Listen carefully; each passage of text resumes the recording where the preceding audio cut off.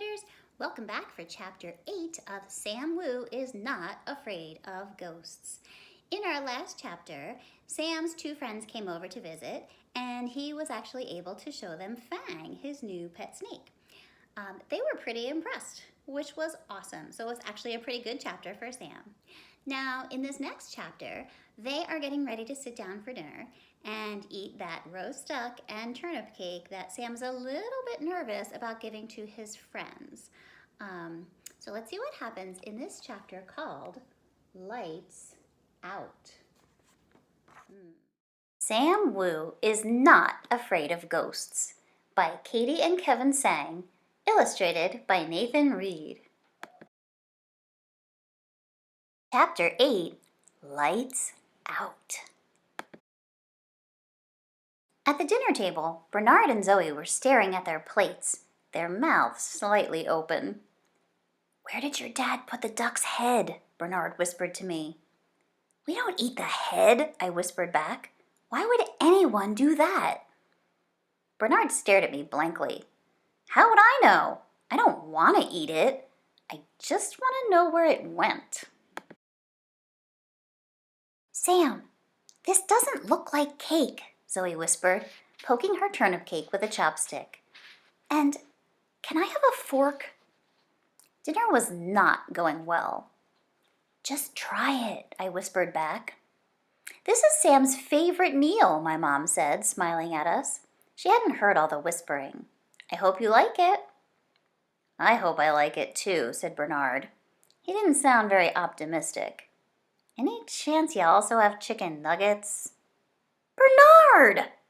Zoe kicked Bernard under the table, but then she looked up at my parents. "But do you?" I'd made a huge mistake. I should have known better than to invite my friends over to my house. What if they thought I was Sam Woozer now, too? I looked down at my delicious turnip cake. "How about I make you a deal?" my dad said, leaning forward. "If you try the duck and don't like it, I'll order pizza." "What about this thing?" asked Zoe, poking her turnip cake again. "Let's just start with the duck," my dad said. "I'll get you both forks." "You don't know how to use chopsticks?" Lucy said, her eyes wide. "Not everyone knows how to use chopsticks, Lucy," I said. This was just getting worse and worse. At least I didn't have to worry about Nana saying anything embarrassing. She was tired, so she'd already gone to bed. Bernard and Zoe stared down at their plates. "Maybe on the count of 3, I suggested. That always works on space blasters." "All right," said Bernard. "Okay," said Zoe. 1, 2, 3. Zoe picked up the tiniest piece of duck with her fork and put it in her mouth. She chewed and chewed and smiled. "It's actually pretty delicious," she said. "Really?" I asked.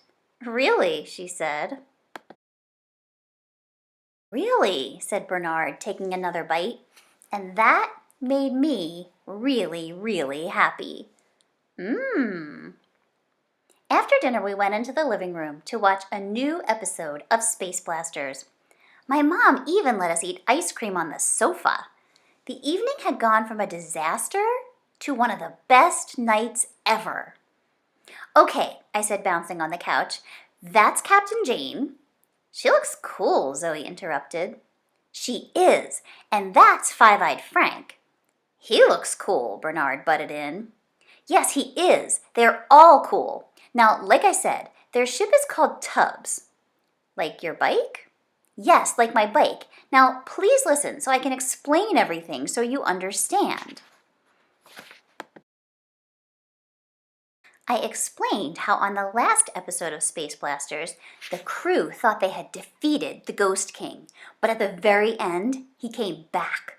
I told them the Ghost King was the trickiest and most terrifying bad guy ever. The new episode opened with Captain Jane driving Tubbs. "Spaceman Jack, do you hear that?" asked Captain Jane. "Hear what?" said Spaceman Jack. Captain Jane pointed above them. "That sound. I've never heard it before." "Oh, it's probably just Tubbs acting up again. Knock it off, Tubbs, said Spaceman Jack as he elbowed the wall of the spacecraft. That is not me, said Tubbs in his robotic voice. And it isn't me, said Five-Eyed Frank, his mouth full of space worms and cheese. Chew with your mouth closed, Frank, said Spaceman Jack. Then all the lights went out on Tubbs. It was just like when I was in the Astro Blaster simulator. Oh no, said Captain Jane. You know what that means. The Ghost King is back, said Five-Eyed Frank. His jaw dropped open and a few space worms climbed out. Then the TV sparked and all the lights in the house went out. Arg! Yelled Zoe. Arg! Yelled Bernard. Mom! I yelled. My mom came running in. Calm down, we just blew a fuse. The lights will be on in a few minutes, she said. Here, I'll light some candles. She put a candle on the table and then left. The three of us sat around the candle. It flickered and cast shadows on the wall. Then I heard it, a scratching, clanking sound, right above our heads. A sound very familiar to the one we had just heard on Space Blasters. Can you hear that? I whispered. Hear what? Bernard whispered back. Bernard isn't great at whispering, so it came out just as loud as his normal voice. Shh! I can't hear anything, said Zoe. The scratching, clanking sound happened again. This time, it was even louder and closer. What is that? Zoe asked, but before she could finish her sentence, the candle went out. I knew what it was. It's the Ghost King, I said. He's back! Oh my gosh, Gators. What a spooky ending to that chapter. I'm really curious now to see what happens next. In Chapter 9, wormholes are real and ghosts are too. I'll see you soon with that chapter. Bye, Gators.